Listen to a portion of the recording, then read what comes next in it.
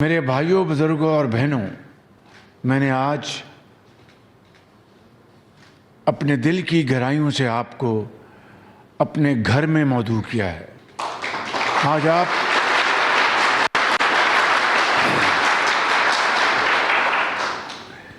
آج آپ کسی سرکاری گھر میں مہمان نہیں ہیں، بلکہ میاں محمد نواز شریف میاں محمد شریف اور ان کے گھرانے میں آپ موجود ہیں اور میرے مہمان ہیں۔ تو یہ دعوت میاں محمد نواز شریف کی طرف سے ہے اور مجھ ناچیز کی طرف سے ہے، اور مجھے اس میں بہت دلی خوشی ہو رہی ہے کہ مجھے آج آپ کی مہمان نوازی کا موقع ملا ہے۔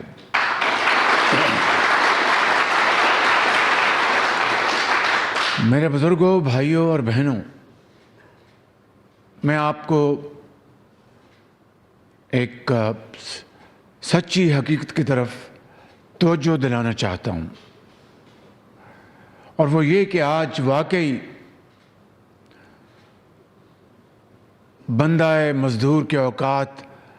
بہت سخت ہے اور زندگی غریب آدمی کے اوپر تنگ ہے۔ مہنگائی، جس کی وجوہات ہم اچھی طرح جانتے ہیں، اس نے عام آدمی کی زندگی کو بہت زیادہ تنگ بنا رکھا ہے۔ گو کہ آج بھی الحمدللہ ڈیزل اور تیل کی قیمتوں میں آج پھر کمی ہوئی ہے، لیکن یہ کمی اس مہنگائی کا متبادل نہیں ہے جس سے کہ عام آدمی کو روز اس کا واسطہ پڑتا ہے۔ اس کے بچوں کو تعلیم، اسکول کے لیے یونیفارم، بیمار ماں یا بیٹی کے لیے دوائی، اور شبانہ روز محنت کے باوجود دن کے اخراجات بڑی مشکل سے بندہ مزدور بڑی مشکل سے وہ اخراجات برداشت کرتا ہے۔ زندگی اس کے اوپر تنگ ہے۔ میں سمجھتا ہوں کہ آج کے دن کے حوالے سے جو قرآن کریم کا جو ابدی پیغام ہے، نبی کریم صلی اللہ علیہ وسلم کی جو ان کی جو تعلیم ہے، ان کا جو پیغام ہے حدیث شریف کے ذریعے، اس کا تقاضا یہ ہے کہ امیر اور غریب کے فرق کو کم کیا جائے۔ ملک کے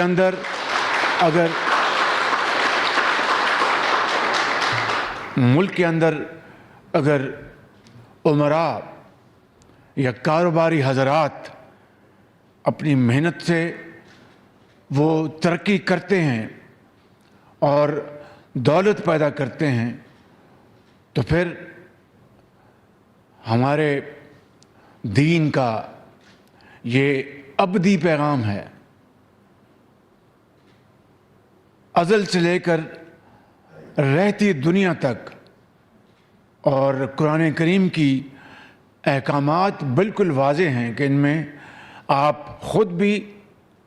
اپنے بال بچوں کے لیے بھی آپ جائز طور پر اس سے استفادہ حاصل کریں، اور ان میں ان لوگوں کا بھی حق ہے جو کہ مفلوج الحال ہیں، جو محنت کرنے کے باوجود جن کے پاس اتنے وسائل نہیں کہ وہ اپنے گھر کا خرچہ آسانی سے چلا لیں، ایک نیا گھر اور ایک بہتر زندگی تو دور کی بات ہے۔ یہ ہیں وہ قرآن کریم کی روشنی میں احکامات جو کہ ہم سب پر لازم ہیں، مجھ پر لازم ہیں، اور پاکستان کے ان تمام افراد پر جن کو اللہ تعالیٰ نے نعمتوں سے نوازا ہے۔ اور میں سمجھتا ہوں کہ محنت کش کی اس کی جو محنت ہے، دیکھیے کہ نبی کریم صلی اللہ علیہ وسلم نے کیا حکم فرمایا کہ مزدور کی پسینہ خشک ہونے سے پہلے اس کی اجرت اس کے حوالے کر دو۔ یہ ہے وہ پیغام جو کہ ہمارے نبی کریم صلی اللہ علیہ وسلم نے ہمیں دیا عمل پیرا ہونے کے لیے۔ کس حد تک ہم اس کے اوپر عمل پیرا ہوئے یہ ہم سب اس کا اچھی طرح اندازہ لگا سکتے ہیں۔ میں آج بطور خادم پاکستان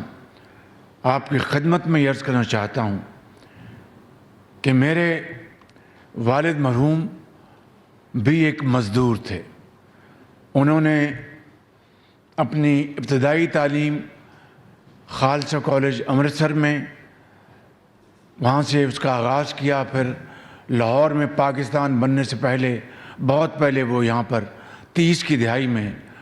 وہ لاہور آ گئے اور اپنے 6 بھائیوں کے ساتھ ایک لوہے کی فیکٹری میں مزدوری کرتے تھے، اور میرے والد صاحب دن میں پھر یہاں پر دیال سنگھ کالج میں انہوں نے داخلہ لیا، وہاں پر انہوں نے تعلیم حاصل کی اور تعلیم حاصل کرتے تھے، اور جا کے جب پھر شام کو اس فیکٹری میں مزدوری کرتے تھے تو میں نے اپنے والد مرحوم سے جو مزدور کے اوقات اس کی محنت اور اس کی عظمت کی جو داستان سنی ہے، جو خود وہ ایک اس کا عملی نمونہ تھے، مجھے میرے دل میں میاں نواز شریف کے ان کے دل میں اور یہاں کی ہماری بیٹی وزیر اعلیٰ پنجاب ان کے دل میں آپ کو دل کی اتھاہ گہرائیوں سے بلا خوف تردید کہنا چاہتا ہوں کہ مزدور کی عظمت کا ہمیں پورا احساس ہے۔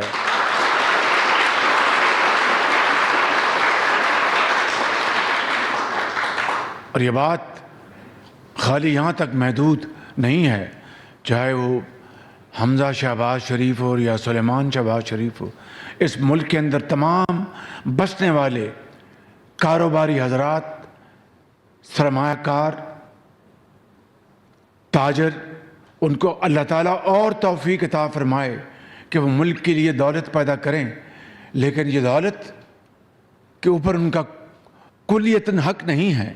اس میں آپ کا حق ہے، کروڑوں ان لوگوں کا حق ہے اس ملک کے اندر جو ان فیکٹریوں میں کام کرتے ہیں۔ سرمایہ بطور خود اس وقت تک دولت پیدا نہیں کر سکتا جب تک کہ مزدور اس میں شامل نہیں ہوگا۔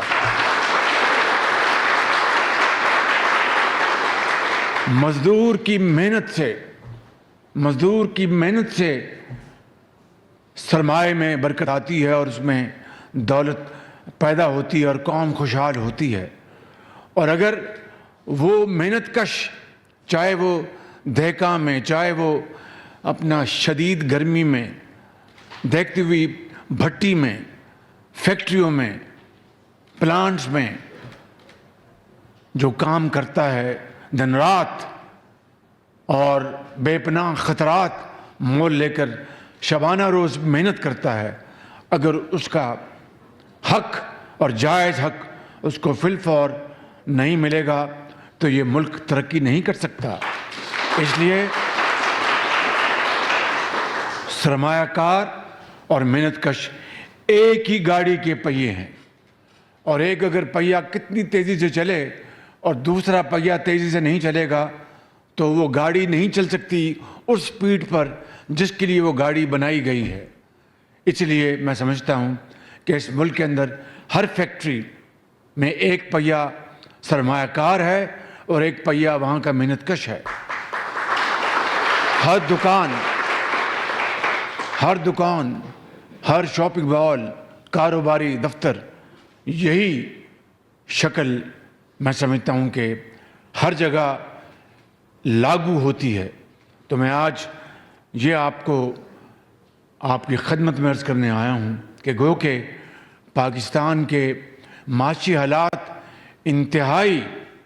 چیلنجنگ ہیں، یعنی بہت مشکلات سے دوچار ہیں، اور ہم سب مل کر دن رات کوشش کر رہے ہیں کہ انشاءاللہ کہ پاکستان کے حالات اللہ تعالیٰ ہم سب کی اجتماعی محنت کاوش اور خلوص کے ذریعے اس کو بدل دے، خوشحالی میں بدل دے، اور پاکستان اپنے پاؤں پہ کھڑا ہو، پاکستان کی معیشت کو چار چاند لگیں اور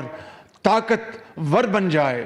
اور یہ ممکن ہے۔ کس طرح ممکن ہے؟ آپ کی محنت کے ذریعے اور سرمایہ کے ذریعے، منصفانہ نظام کے ذریعے، جہاں پر آجر اور اجیر مل کر پاکستان کی ترقی کرے، تب پاکستان ترقی کرے گا۔ اس کے لیے میں بطور خادم پاکستان بہت ہم دورس گہری تبدیلیاں لے کے آ رہے ہیں، جس سے کہ جو پیسہ پاکستان کا 1 کروڑ نہیں، 1 ارب نہیں، 100 ارب نہیں، کھربوں روپے جو ڈوب رہے ہیں، ضائع ہو رہے ہیں، کرپشن کی نظر ہو رہے ہیں، ان کو انشاءاللہ ہم واپس لانے کے لیے دن رات کوششیں کر رہے ہیں۔